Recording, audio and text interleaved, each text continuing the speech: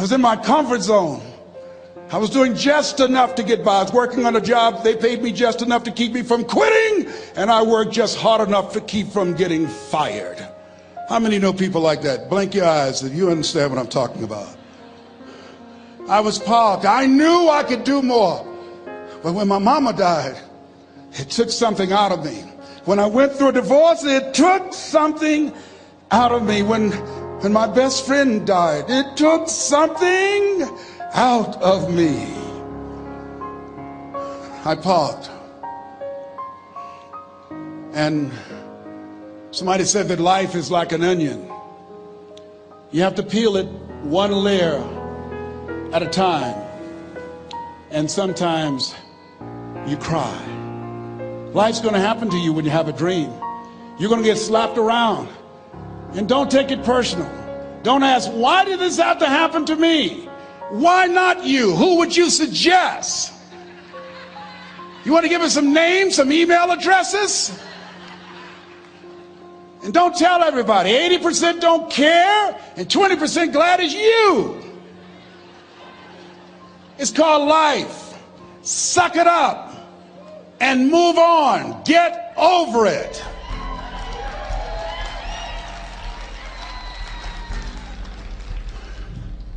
It happens to everybody. Here's the other thing: as you look at your goals and look at your dreams, when you're going through some stuff, repeat out to me, please. When things go wrong, don't go with them. Yes, write that down. When things go wrong, don't go with them. When you're working on a business deal, you're counting on some money. Someone said you will get the loan and it falls through. You have an event, and the people that you thought would be there and support you, they don't come through. Or someone turns against you, or you get ripped off. It's going to happen to you. Happened to me. Someone stole all my products, my database, over 180,000 names and addresses. It's not personal. It's going to happen to everybody. It does. 8 out of 10 millionaires have been financially bankrupt. Walt Disney had 7. He filed bankruptcy 7 times and had 2 nervous breakdowns. It's called life. But I got a saying: when life knocks you down, try and land on your back, because if you can look up, you can get up. You've got the power in you to do that. You've got something special. You've got comeback power. Here's the other thing. Let us say together, it's possible. It's necessary. It's me. Yes, write that down. It's me. Take ownership for your life. Nobody can live your dream for you but you. Nobody's going to take care of your business like you. Stop coming up with excuses. Don't give yourself permission to continue to live a small life. You can't fit a big dream into a small life. Give yourself permission to go for it, to test yourself, to challenge yourself, to live full. I like the saying, always strive to get on top in life, because it's the bottom that's overcrowded. The reason you're here is because there's something in you that says, I can do more. This just can't be it. There's something in you. There's a calling on your life. There's something in your heart that caused you to get dressed and spend the money to go to seminar after seminar and listen to message after message and speaker after speaker. Because there's something in you that tells you this is not it for you. You have not peaked here. There's more in you that you are expressing. Eye has not seen, ear has not heard, nor has entered the heart of mankind what's in store for you if you challenge yourself, if you persist and persevere, if you take ownership for your life. George Bernard Shaw said the people that make it in this life, they look around for the circumstances that they want, and if they can't find them, they create them. Create what you want. You have the power in you to do more than you can ever begin to imagine, to control your destiny, to make a difference in our children, to make a difference on the planet, to make an impact. Let us say together, it's me. And let us say together, it's hard. Say it like you know it. Say, it's hard. Ladies and gentlemen, it's hard. There are people who have seen their retirements taken away from them by the corporations that they work for. They were within 2 or 3 years of retiring, and they had it taken from them. The number one entrepreneurs in this country now are senior citizens. The number one employer, number two, McDonald's and Walmart. And there's nothing wrong with those jobs. I guarantee you those people did not have a plan to end up living their lives at the end of life with those types of jobs. And they didn't have a plan like you have, and while you're investing in yourself, not to. And it's hard. There are people making choices between purchasing prescription drugs or paying for gas or a mortgage note. It's hard when you're working on a job for 20 years, 30 years, give them some good years, and then they come in and tell you, we've downsized. In other words, you're fired. And then you have to start all over again. How many of you know it's hard? Raise your hands, please. It's hard. And it's not fair. One of the things I like about T. Harv is he talks about work and investing in yourself. It's not fair when people are going up against that kind of stuff to tell them just think positive and be enthusiastic and everything will work out all right. Ain't that kind of party. It's hard. Life will put some knots on your head. I bought my first home for my mother. I was rushing, didn't know what I was doing, and I bought a home that had a lien against it. And they called me, Mr. Brown, yes, there's a lien against your property. We need $55,000 if you're going to stay there. Wait a minute, sir. I just bought this home. The guy told me there were no liens against it. I'm not the one that owe you the money. You should have checked that out, Mr. Brown. Come on. I called my attorney. We followed up. Yes, Les, there's a lien against the property. But he told me there were no liens. He lied, obviously. Oh, my God. He told me he wanted to help me because he admired the fact that I was buying this home for my mother and that he was adopted, and he identified with me. Les, he suckered you. He played you, man. So what? Well, would they take payment arrangements? What about $5,000 a month? They want all the money, Les. They want all the money, or you're going to have to get out. The house is going up for sheriff's sale. Do you have it? No, I don't have them. Can they give me some time? Tell them to give me 3 months, please. Give me 3 months. My mother's in her 70s, man. She has a bad heart. Don't do this to me. This is my dream. Don't do this, man. Please, let me talk to them. Les, I'm talking to their attorney. They don't want to talk to you. I've got to talk to their attorneys. Do you have the money? No. Will they give me 3 months? No. What about 2 months? No, Les. They want the money in 7 days. Oh, my God. Let me call you back. I'm not sure. And I walked the floors thinking, God, how could this happen to me? I got to figure this out, huh? I got to figure this out. It seemed like the days were just ticking off. Thursday, I had to call them and let them know. They called me, Les, do you have the money? No, I don't. Friday, you have to leave. The sheriff will be there. You're going to have to leave, Les. They're going to take my house. What about my down payment? You lost it, Les. You lost it. Okay. I got to go. Yes. I prayed, Lord, please, if you show me that you're real, if you're really real, you think Paul worked for you, you haven't seen anything. Don't let me lose this house and watch what I'll do for you. I was trying to cut a deal. Have you ever tried to cut a deal? It's amazing how spiritual you get when you get in trouble. You know what I mean? When I was diagnosed with prostate cancer, I was going to bed with the Bible and the Holy Quran and Science of Mind and Joel Goldsmith, everything I could find. I was praying to Jesus, Yahweh, Melchizedek, everybody. I was calling on everybody. It's amazing. And here I was walking the floor 3 o'clock in the morning, and I had to go and wake my mother up. I got on my knees and I said, Mama, I said, I need you to wake up. She said, what's wrong, Leslie? I can hear you walking back and forth. I'm not asleep, son. I said, there's something I need to tell you. She said, your eyes are red. Why are your eyes red? Because I feel so stupid now. Why? we got to move tomorrow. Why, Leslie? There's a lien against the property, and they want $55,000, and I don't have it. And we're going to be set out tomorrow. We have to go back to Liberty City. So she said, it's okay. I don't like this house anyhow.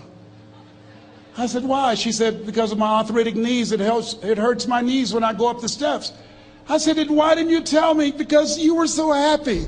I just said it because you were happy. I'll live in a shack with you, boy. I love you. It's not the house. I love you. I love all my children. I said, thank you, Mama.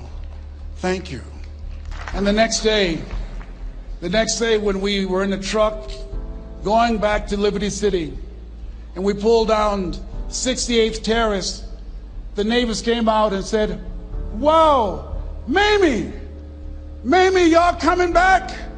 Are you back? Yes. What happened to the home your boy bought for you? Those boys you adopted. Leslie didn't do a title search. He made a mistake. And boy, I was so humiliated. How many ever made a mistake that you were just humiliated? Raise your hands. I was devastated. I was taking the furniture off the truck, and my mother came, and I was crying. And she said, boy, I said, yes, ma'am. She said, hold your head up. I said, Mama, I can't. She said, hold your head up. I said, why? Look what I've done. She said, it's okay. It's okay. You are going to make a lot of mistakes in life, young man. You're going to fail your way to success. You have nothing to be ashamed of. Keep your head up and take that furniture back in the house. I said, yes, ma'am. And I learned something from that. If you ever go through something, hold your head up. If you ever make a mistake, hold your head up. If you ever do something and everything goes wrong, life catch you on the blind side, hold your head up. It's not over. Goethe said, that which does not kill you will make you stronger. Hold your head up. Shake someone's hand on your right and left and say, hold your head up.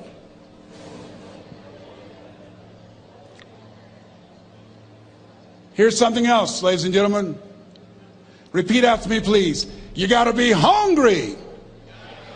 Everybody together, you got to be hungry. I'll never forget Mr. Washington said, Mr. Brown, yes, sir. What do you want to do with your life, young man? I said, sir, I want to be a disc jockey. He said, Mr. Brown? I said, yes, sir. He said, you got to be hungry. I said, what do you mean by that? He said, people that are hungry are willing to do the things today others won't do in order to have the things tomorrow others won't have. People that are hungry are willing to invest in themselves. People that are hungry will go to seminars and workshops. People that are hungry are always searching, always seeking higher ground. So how do you want to make it? I said, I want to be a disc jockey. He says, good. Here's what to do. He said, I want you to read 10 to 15 pages of something positive every day. He said, you don't get in life what you want, you get in life what you are. You must program yourself to success. He said, I want you to listen to Earl Nightingale and Zig Ziglar. Listen, faith comes by hearing and hearing and hearing. He said, I want you to change your relationships. And I don't want you to ever lose your hunger. I said, what do you mean by that? He said, people that are hungry are unstoppable. People that are hungry are no matter what people. They make it happen no matter what. He said, I want you to listen to Paul Harvey. Who is he? He's the world's greatest communicator. Success leaves clues, young man. Always listen and follow people who are doing what it is you want to do at the level you want to do it, and learn from them. I told T. Hobb when we were standing by the stage, I said, hey man, I want to work more with you. I want you to coach me. I want to learn from you. See, I found you're never too old to learn and you're never too young to teach. Always have a thirst for learning. So I listened to Paul Harvey every day on the radio. While in school, I would go out and listen in his car. He gave me his keys. I was working to develop myself. And I continued to listen to motivational messages, and he would take me to see the late Dr. Norman Vincent Peale, who wrote the book, The Power of Positive Thinking. I toured with him before he passed. You You have something special. You have greatness within you. Don't allow your circumstances to determine who you are.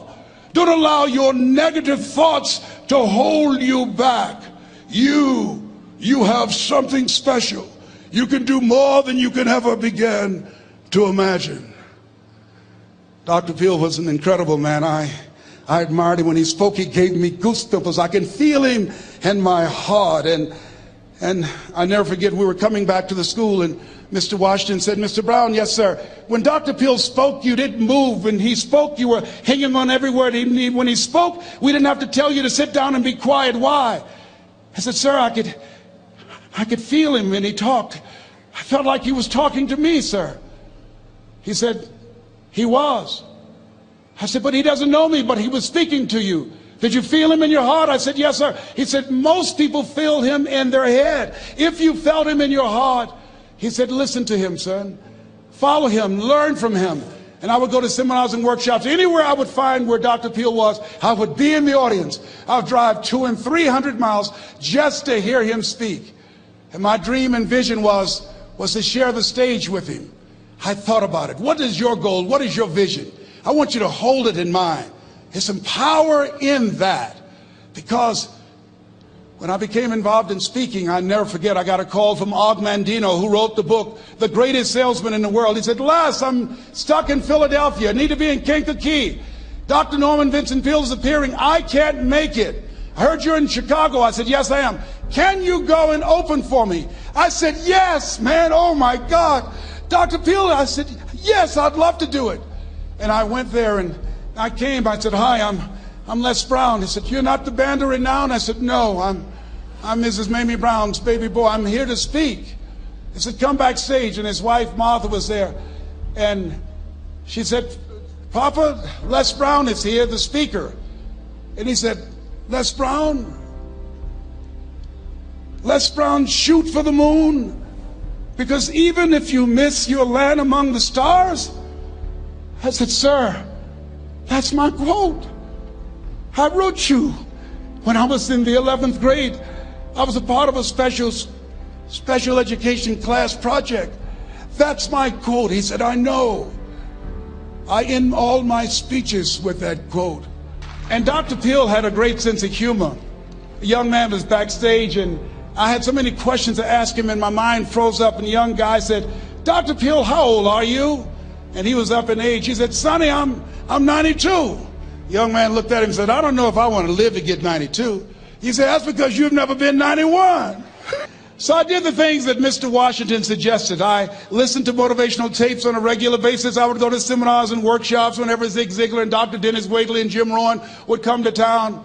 And I said, sir, what do you want me to do now? He said, Mr. Brown, I've given you everything that I can give you. He said, develop your mind, put your money where your mouth is, continue to learn how to be an effective communicator, because once you open your mouth, you tell the world who you are. And always surround yourself with OQP, only quality people. So I went to apply for a job on Miami Beach. WMBM radio station. Milton Butterball Smith was the program director. Hello, Mr. Butterball. How are you, sir? My name is Les Brown, sir. I'd like to be a disc jockey. He said, young man, you have any journalism in your background?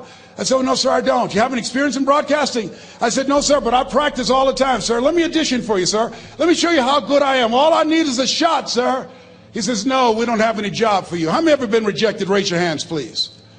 I was devastated. I went back and I told Mr. Washington, I said, Mr. Washington, they said no. He said, don't take it personally. Most people are so negative, they have to say no 7 times before they say yes. He said, you got to be hungry. Know your vitamin. Go back again. I said, yes, sir. Hello, Mr. Butterball. How are you, sir? My name is Les Brown, sir. I like to be a disc jockey. Young man, weren't you here yesterday? Yes, sir, I was. Didn't I tell you no yesterday? Yes, sir, you did. Then why are you back today? Well, sir, I didn't know whether or not somebody was laid off or somebody was fired, sir. Nobody was laid off or fired. Now, get on out of here.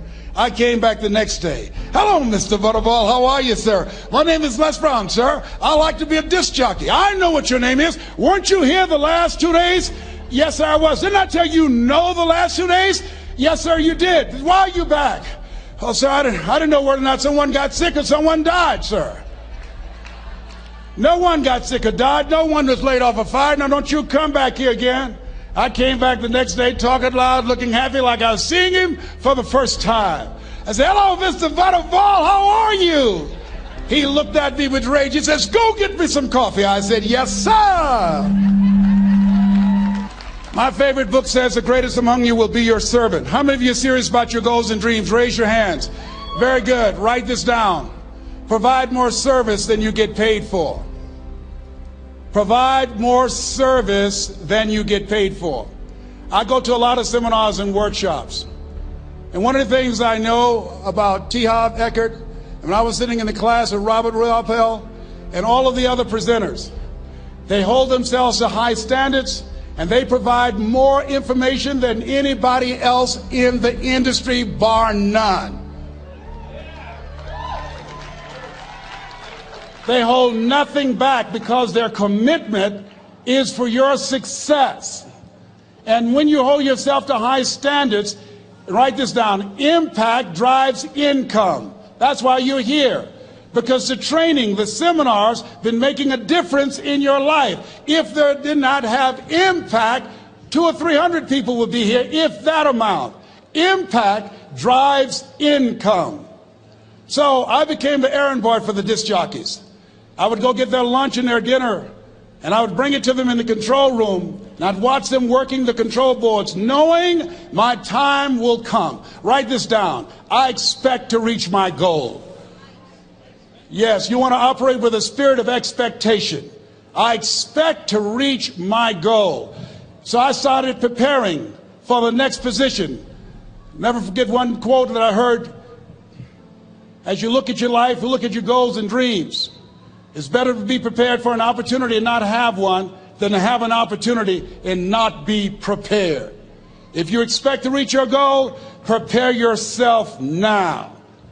And so then pretty soon, the guys at the station, they begin to take a liking to me. Write this down. Build relationships. As you're aware, people deal with people that they know, like, and trust. And so they would say, Leslie, yes, sir. Come here, yes. Come outside. Who did this? Oh, your car? Yes. Who cleaned my car? I did, sir. I would wax their cars on the weekend, inside and out. How much do you charge? Oh, nothing, sir. I just wanted to help out. I was providing more service than I got paid for. I was building relationships. They said, whoa, look here. Donna Ross and the Supremes are coming to town. The Four Tops and the Temptations. Here are my car keys. Pick them up for me. Take them to the Fontainebleau Hotel on Miami Beach. I said, yes, sir. I would drive them all over Miami Beach in their big, long Cadillacs. I didn't have any driver's license, but I was driving like I had some. Then one day, it was a Saturday afternoon, a disc jockey by the name of Rockin' Roger was drinking while he was on the air. It was a Saturday afternoon, and I was the only one there. Rockin' Roger got so drunk, he could not complete the show. He started slurring his words. He's about to fall off the chair. And there I was, looking at him through the control room window, walking back and forth, young, ready, and hungry. I was saying, drink, Rock, drink. Drink, Rock. I'd have gone and get him some more if he'd asked me to. Then pretty soon the phone rang. It was the general manager, and I answered the phone. I said, hello? He said, young boy, this is Mr. Klein. I said, I know. He said, Rock can't finish his program. I said, I know. He said, would you call one of the other DJs in? I said, yes, sir. I said to myself, he must think I'm crazy. I called my mom and my girlfriend, Cassandra. I said, y'all come out on the front porch and turn up the radio. I'm about to come on the air.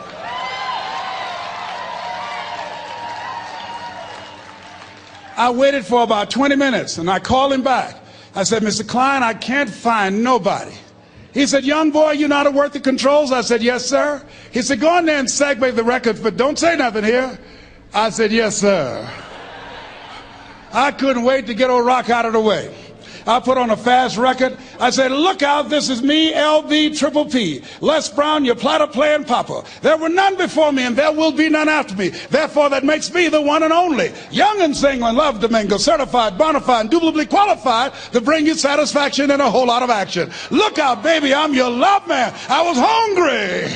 I was hungry. Get old man a round of applause. I was hungry. I was hungry. You got to be hungry. Shake someone's hand on your right and left all around you and say, you got to be hungry.